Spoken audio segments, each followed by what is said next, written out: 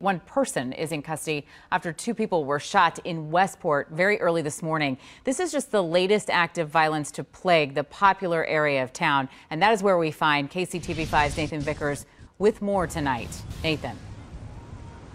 Amy, people who live and work in this part of town are growing frustrated with the violent incidents we've had this year. Last night's shooting sent two people to the hospital. It happened just around the corner from here at Westport and Pennsylvania, right at the corner of that intersection.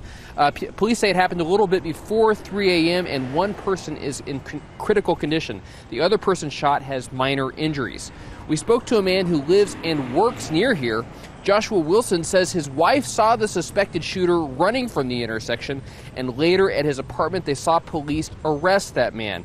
He says he had discarded a gun in the bushes near his home.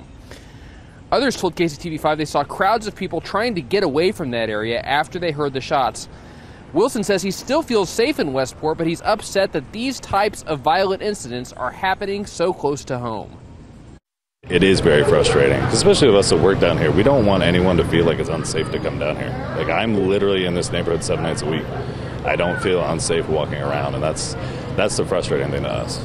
And honestly, if you're coming down here that time of night with a gun, I just don't see a reason for it.